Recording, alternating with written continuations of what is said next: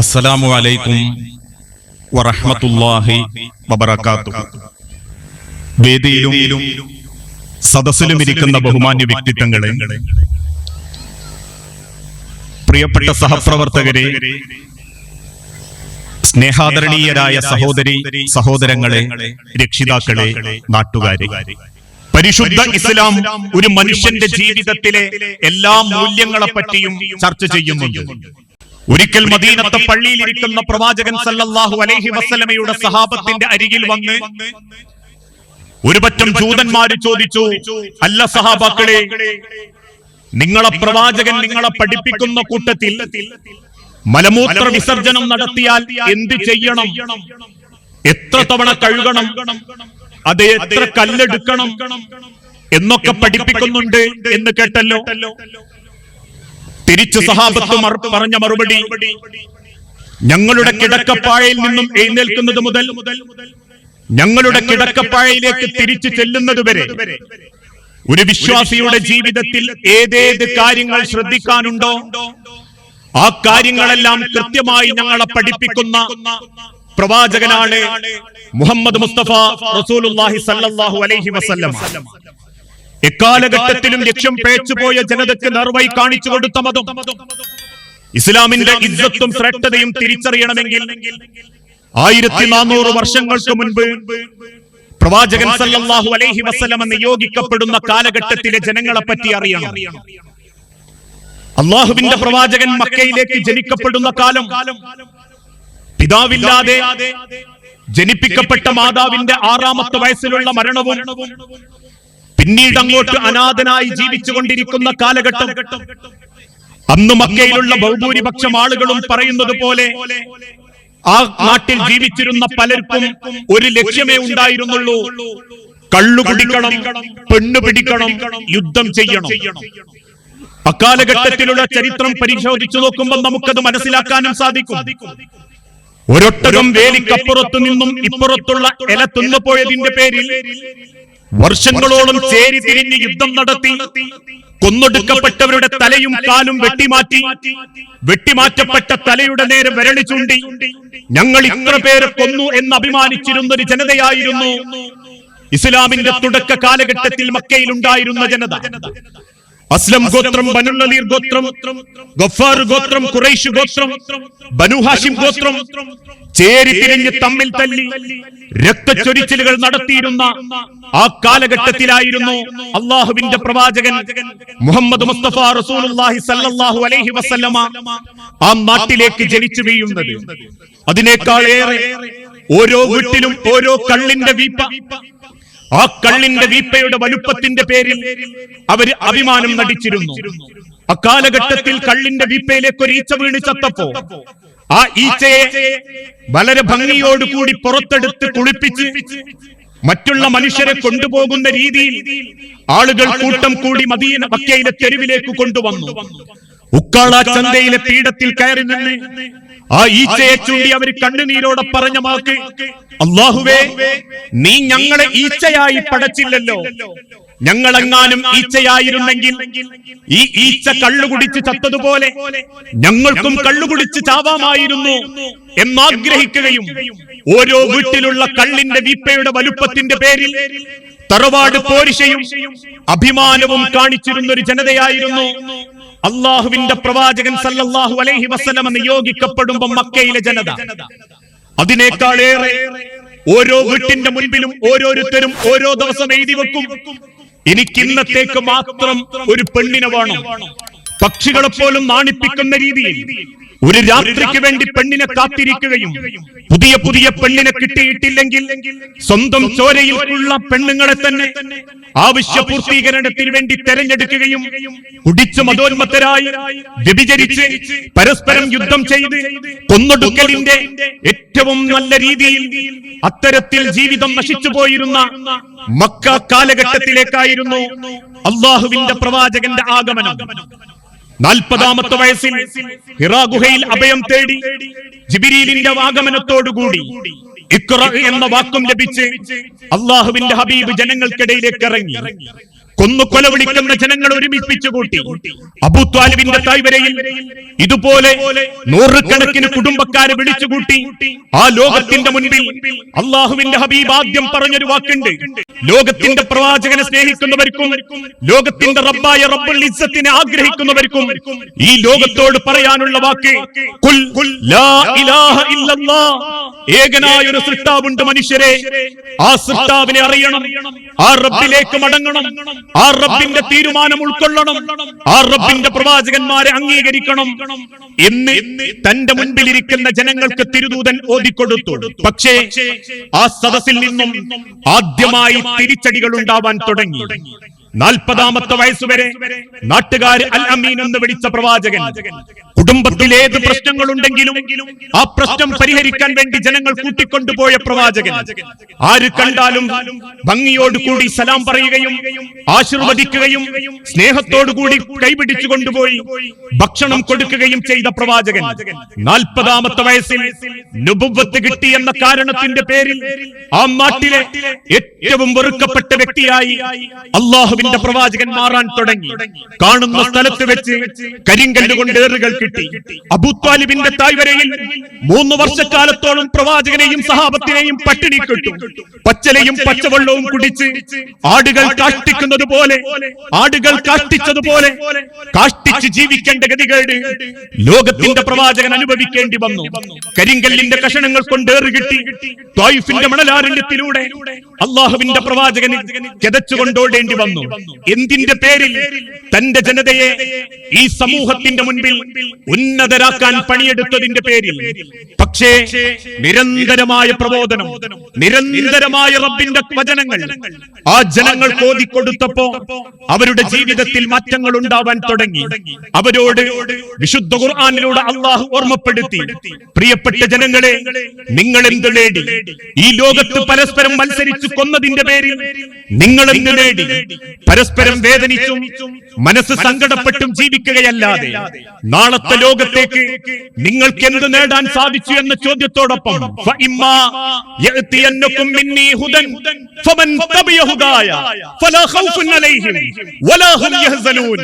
എന്റെ റബ്ബിന്റെ അരികിൽ നിന്നുള്ള വചനം നിങ്ങൾക്ക് വന്നെത്തിക്കഴിഞ്ഞാൽ നിങ്ങൾ അതിനെ പിന്തുടരണം, നിങ്ങളത് ഏറ്റെടുക്കണം.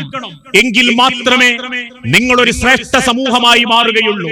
കാലകീലകളല്ല, സിനിമാ നടന്റെ വചനങ്ങളല്ല, പരസ്യ മോഡലുകളുടെ അഭിനയങ്ങളല്ല, ആരെങ്കിലും സ്വന്തം ഇഷ്ടത്തിന് പറയുന്ന വ്യാഖ്യാനങ്ങളല്ല, അവനവന്റെ ജീവിതത്തിന്റെ നേട്ടങ്ങൾക്ക് വേണ്ടി മുസ്ലിം ഉമ്മത്തിനെ കൂട്ടിക്കൊടുക്കുന്ന കാബാലികന്മാരുടെ വചനങ്ങളല്ല.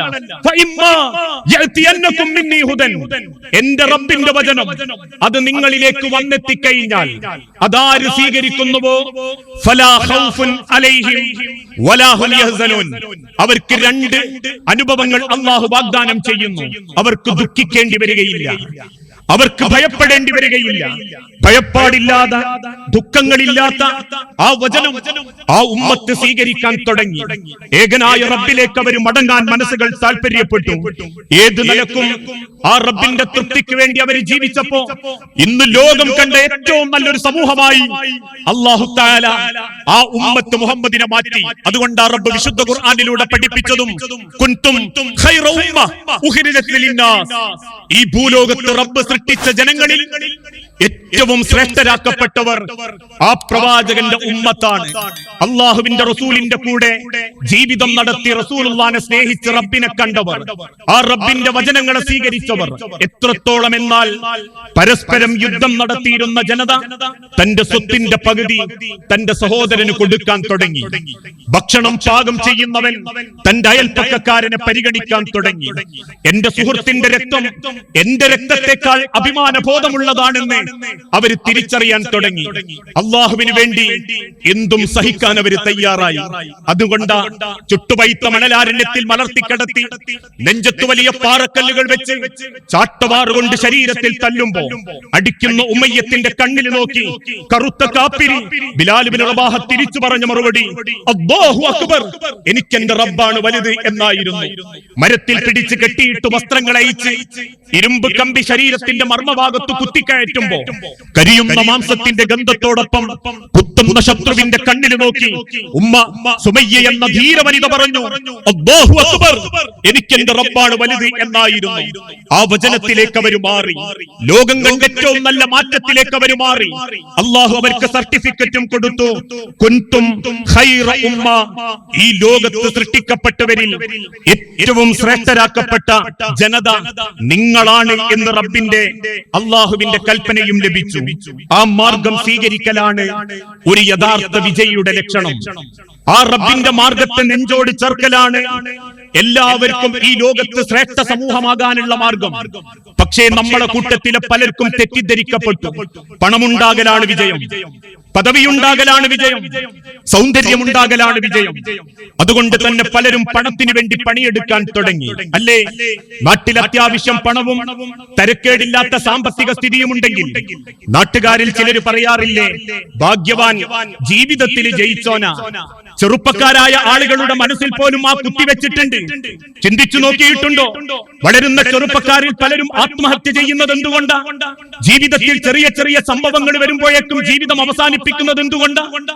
ഇന്നത്തെ ചെറുപ്പക്കാരുടെ മനസ്സുകളിലേക്ക് മീഡിയകളും കുടുംബങ്ങളും കുത്തിവെച്ചു. പണമുണ്ടാക്കലാ ലക്ഷ്യം. അതുകൊണ്ട് പണമുണ്ടാക്കാൻ കഞ്ചാവിന്റെ കാരിയറായി, ബ്രൗൺ ഷുഗറിന്റെ കൈമാറ്റക്കാരനായി, അതിനേക്കാളേറെ നെറ്റ് മാർക്കറ്റിംഗുകളിലൂടെ ആളുകളെ വഞ്ചിക്കാൻ തുടങ്ങി. കള്ളത്തരവും കൊള്ളയും കൊള്ളിവെപ്പും പിടിച്ചുപറിയുമായി പണമുണ്ടാക്കാനോടി. കാരണം അവരുടെ മനസ്സിലേക്ക് ആളുകൾ പറഞ്ഞു, പണമുണ്ടാക്കലാണ് മുഖ്യം, അതാണ് ജയം. ആണോ? പണമുണ്ടാകലാണോ വിജയത്തിന്റെ ലക്ഷണം? ആയിരുന്നെങ്കിൽ എത്ര പേര് മനസമാധാനത്തോടെ ജീവിക്കും? ഈ ഇരിക്കുന്ന എത്ര പേര് ആരും അറിയാതെ ലക്ഷങ്ങൾ സമ്പാദിച്ചിട്ടുണ്ട്? വീട്ടിന്റെ പോർച്ചിലിൽ ലക്ഷറി കാറും 4000 സ്ക്വയർ ഫീറ്റിന്റെ വീടും വീട്ടിന്റെ പോർച്ചലിൽ ഭംഗിയാർന്ന സൗകര്യങ്ങളും തേക്കിന്റെയും വീട്ടിയുടെയും 6 അടി തേക്കിന്റെ കട്ടിലിൽ ഭംഗിയായി AC ശീതീകരിക്കപ്പെട്ട റൂമിൽ മനസ്സമാധാനത്തോടെ കിടന്നുറങ്ങിയിട്ടുണ്ടോ? എത്ര കുടുംബങ്ങൾ സ്വൈര്യത്തിൽ ജീവിക്കുന്നുണ്ട്? എത്ര പേര് സമ്പത്തിന്റെ പേരിൽ ആശങ്കപ്പെടുന്നുണ്ട്? പണമാണ് മുഖ്യമെന്ന് കരുതി ലോകം കൈക്കീഴിലിട്ട് ചവിട്ടി വധിക്കാൻ ഒരുങ്ങി പുറപ്പെട്ട അലക്സാണ്ടർ ചക്രവർത്തി ഓരോ നാടുകളും പടനയിച്ച് ഓരോ മേഖലകളും പിടിച്ചടക്കി തന്റെ 36ാമത്തെ വയസ്സിൽ ചെറിയൊരു സൂക്കേടിന്റെ പേരിൽ ഈ ലോകത്തിൽ നിന്നും തിരിച്ചു പോയിട്ടുണ്ടെങ്കിൽ, മനുഷ്യരെ, പ്രിയപ്പെട്ടവരെ, പണമല്ല മുഖ്യം. പണമൊരിക്കലും മനുഷ്യന് ആത്യന്തികമായ സമാധാനം നൽകിയിട്ടില്ല. ഉണ്ടെന്ന് പറയാൻ ഈ ലോകത്തൊരാൾക്കും സാധിച്ചിട്ടുമില്ല. ഇനി പദവിയാണോ മുഖ്യം? ആളുകൾക്കിടയിൽ അത്യാവശ്യം പേര് കിട്ടലും സ്ഥാനം കിട്ടലുമാണോ മുഖ്യം? അതിനുവേണ്ടിയാണല്ലോ ചില ആളുകൾ തരക്കേടില്ലാത്ത രാഷ്ട്രീയ രംഗത്തും മതരംഗത്തും സംഘടനാ രംഗത്തും ഇടപെടുമ്പോ അവർക്ക് ചില പദവികൾ കിട്ടും. അതൊക്കെ കിട്ടുമ്പോഴും ജനങ്ങൾ പറയും, ഭാഗ്യവാൻ, ജീവിതത്തിൽ ഭാഗ്യം ലഭിച്ചോനാ. ഇത്ര ചെറുപ്പത്തിലെ MLA ആയി, ഇത്ര ചെറുപ്പത്തിലെ പള്ളി കമ്മിറ്റിയിൽ വന്നു, ഇത്ര ചെറുപ്പത്തിലെ ഇന്നത്തെ വേദിയിലെത്തി. പദവിയാണോ മനുഷ്യരെ ഈ ലോകത്ത് അല്ലാഹുവിന്റെ ഏറ്റവും വലിയ അനുഗ്രഹം? ആ പദവിയെ പറ്റി ഒരിക്കൽ സഹാബാക്കൾ ചോദിച്ചു, റസൂലേ, മൽ ഇമാറ, എന്താണ് പദവി? സഹാബാക്കൾ തിരിച്ചു ചോദിച്ചപ്പോ അള്ളാഹുവിന്റെ ഹബീബ് തിരിച്ചവരോട് തന്നെ ചോദിച്ചു, മൽ ഇബാറ, നിങ്ങൾ പറ, എന്താണ് പദവി? പദവി എന്താണ് നിങ്ങൾ പറ. സഹാബത്ത് തിരിച്ചു പറഞ്ഞു, അല്ലാഹു വറസൂലുഹു അഅലം, ഞങ്ങൾക്കറിയില്ല നബിയേ, അത് നിങ്ങൾക്ക് മാത്രമേ അറിയൂ. തിരുദൂതൻ തിരിച്ചു പറഞ്ഞൊരു വാക്കുണ്ട്, ഇന്ന് സംഘടനാ രംഗത്ത് നേതൃത്വം ഏറ്റെടുത്തവരോട്, മഹല്ലിന്റെ നേതൃത്വം ഏറ്റെടുത്തവരോട്, അല്ലെങ്കിൽ സമുദായത്തിന്റെ നേതൃത്വം ഏറ്റെടുത്തവരോട്, ഒരു നാടിന്റെ ഭരണം ഏറ്റെടുത്തവരോട്, ഒരു കുടുംബത്തിന്റെ ഭരണം ഏറ്റെടുത്തവരോട്, മല്ലിമാറ, എന്താണ് അധികാരം? എന്താണ് പദവി? തിരുദൂതൻ തിരിച്ചു വിളിച്ചു പറഞ്ഞു, അവ്വലുഹാ നിദാമത്തുൻ, അതൊരു ഖേദമാണ് മനുഷ്യരെ. പദവി ഒരു ഖേദമാണ്.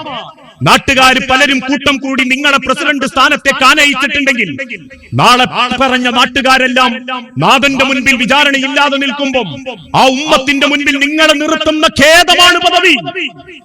നിങ്ങളെ ഖേദിക്കാൻ വേണ്ടി ജനങ്ങൾ തലയിൽ വെച്ചു തന്നൊരു മുൾക്കിരീടമാണ് പദവി, അധികാരം, സ്ഥാനം.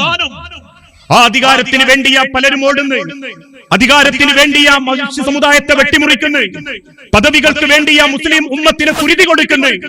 പദവികളും പദവികളുടെ സ്ഥാനങ്ങൾക്കും വേണ്ടിയാ പടച്ച റബ്ബ് കൂട്ടിപ്പിടിച്ച ഐക്യത്തെ പോലും പലരും തകർക്കാൻ കണ്ടുകൊണ്ടിരിക്കുന്ന കാര്യം. രണ്ടാമത്തേത് പദവി എന്തെന്നറിയണോ? അൽ ഹയാ, അതൊരു അപമാനമാണ്. അതൊരു നാണക്കേടാ. ഇക്കണ്ട ജനങ്ങളൊക്കെ പടച്ചുറപ്പിന്റെ കോടതിയിൽ നിൽക്കുമ്പം പദവികൾക്കും സ്ഥാനങ്ങൾക്കും വേണ്ടി ജീവിച്ച നിന്നെ അള്ളാഹു ഏറ്റവും വലിയ അപമാനത്തിലേക്ക് കൊണ്ടുപോകും.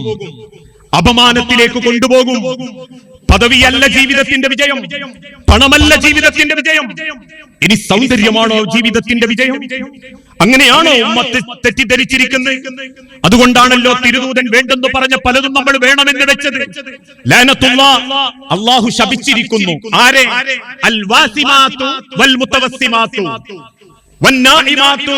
അതോടൊപ്പം തന്നെ ചുണ്ടിൽ ചായം തേക്കുന്നവളെയും ചായം തേക്കാൻ ഇരുന്നു കൊടുക്കുന്നവളെയും, കണ്ണിന്റെ പിരികം വടിക്കുന്നവളെയും പിരികം വടിക്കാൻ ഇരുന്നു കൊടുക്കുന്നവളെയും ലഅനത്തുല്ലാഹ്, അല്ലാഹു ശപിച്ചിരിക്കുന്നു. പക്ഷേ ഇന്ന് ചെറുപ്പക്കാർക്കും മക്കൾക്കും തോന്നി സൗന്ദര്യമാ വിജയം. അതുകൊണ്ടാണല്ലോ സൗന്ദര്യം ഉണ്ടാക്കാൻ വേണ്ടി പരക്കം പാഞ്ഞുകൊണ്ടിരിക്കുന്നതും. പക്ഷേ ചിന്തിച്ചു നോക്കിയിട്ടുണ്ടോ, ഈ സൗന്ദര്യത്തിന് എത്രയാ വില? ഈ കാണുന്ന തൊലിവെളുപ്പിനും ഭംഗിക്കും എത്രയാ വില?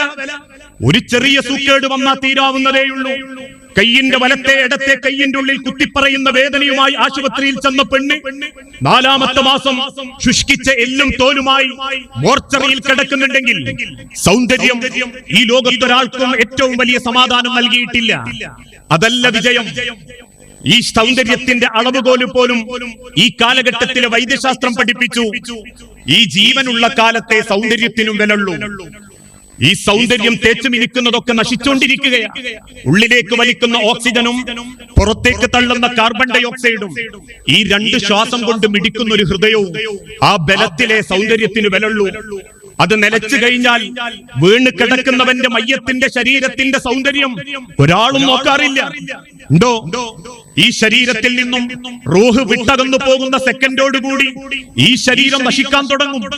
എത്രത്തോളം എന്നാൽ ഈ സംസാരിച്ചു കൊണ്ടിരിക്കുന്ന ഈ സമയത്ത് എന്റെ വാക്ക് കേട്ടുകൊണ്ടിരിക്കുന്ന നിങ്ങൾ ഓരോരുത്തരും കേട്ടുകൊണ്ടിരിക്കുമ്പോ നമ്മളെ കിഡ്നിയിൽ നിന്നും ലക്ഷക്കണക്കിന് ലിറ്ററുകൾ, 100 കണക്കിന് ലിറ്ററുകൾ രക്തം ശുദ്ധീകരിക്കപ്പെട്ട് കൈഞ്ഞരമ്പുകളിലൂടെ വിരലിന്റെ അറ്റങ്ങളിൽ വന്ന് തിരിച്ചു പോകുന്നുണ്ട്, തലച്ചോറിൽ വന്ന് തിരിച്ചു പോകുന്നുണ്ട്, കാലിന്റെ അറ്റങ്ങളിൽ വന്ന് ആ രക്തങ്ങൾ കിഡ്നിയിലേക്ക് തിരിച്ചു പോകുന്നുണ്ട്. എങ്കിലറിയണോ, അവര് തിരിച്ചു പോകാനുള്ള കാരണം നമുക്ക് ജീവനുള്ളത് കൊണ്ടാ. ഈ ജീവൻ നഷ്ടപ്പെടുമ്പോൾ രക്തം കട്ടപിടിക്കാൻ തുടങ്ങും, കുതിച്ചോടാനുള്ള കഴിവ് നഷ്ടപ്പെടും. എന്ത് ചെയ്യുമെന്ന വെപ്രാളത്തിൽ രക്തങ്ങൾ ഞരമ്പുകളിൽ കെട്ടി നിൽക്കും. അതുകൊണ്ടാ മരിച്ച 3-ാമത്തെ മണിക്കൂറിൽ മയ്യത്തിന്റെ ചെവിയിലൂടെ രക്തം പുറത്തേക്ക് ചാടും, മൂക്കിലൂടെ ചാടും. അത് കാണുമ്പോഴേക്കും ജനങ്ങൾ പറയും മയ്യത്തിന്റെ മണം വരാൻ തുടങ്ങും, ഇനി എത്രയും പെട്ടെന്ന് മറമാടണം. കൊണ്ടുപോകാറില്ലേ? മയ്യത്തും എടുത്ത് 6 അടി മണ്ണിലേക്ക് നടന്നു പോകുമ്പോൾ ചിന്തിച്ചു നോക്കാറുണ്ടോ? 6 അടി മണ്ണിലേക്ക് വെച്ച് 3 പിടി മണ്ണും വാരിയിട്ട് തസ്ബീത്തും ചൊല്ലി കുടുംബക്കാര് തിരിച്ചു പോകും അല്ലേ? ഏറ്റവും നല്ലൊരു യാത്രയപ്പ് 6 അടി മണ്ണിലേക്ക് വെച്ചിട്ട് പറയും, അല്ലാഹുമ്മ സബ്ബിതുഹു ഇൻദ സുആൽ, അല്ലാഹുമ്മ അൽഹിംഹുൽ ജവാബ്. പടച്ചോനെ, ഞങ്ങൾ എന്നെ ഏൽപ്പിച്ചു തന്നു, ഇനി നീ നോക്കിക്കോ. എന്റെ മലക്കുകളെ ആ ചോദ്യം നീ ചോദ്യം തുടങ്ങിക്കോ. ആ ചോദ്യത്തിനുള്ള ഉത്തരം അവന് പറയാനുള്ള കഴിവ് കൊടുത്തോ. ഇന്ന് ആളുകൾ നമുക്ക് വേണ്ടി പ്രാർത്ഥിച്ച് തിരിച്ചുപോയി മണിക്കൂറുകൾക്കുള്ളിൽ നമ്മുടെ ശരീരം അങ്ങനെ വല്ലാതെ മണക്കാൻ തുടങ്ങും.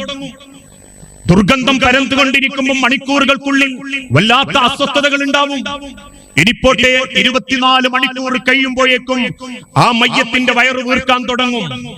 വീർത്ത വയറ് 48 മണിക്കൂറാകുമ്പോഴേക്കും പൊട്ടിത്തെറിക്കാൻ ഒരുങ്ങും. 48 മണിക്കൂറിന് ശേഷം പൊട്ടിത്തെറിക്കുന്ന വയറിനുള്ളിൽ നിന്നും അതേ ശരീരത്തിൽ നിന്ന് പുഴുക്കളുടെ സ്ഥാനങ്ങൾ അറിയിച്ചു തുടങ്ങും. ചിന്തിച്ചു നോക്കിയിട്ടുണ്ടോ?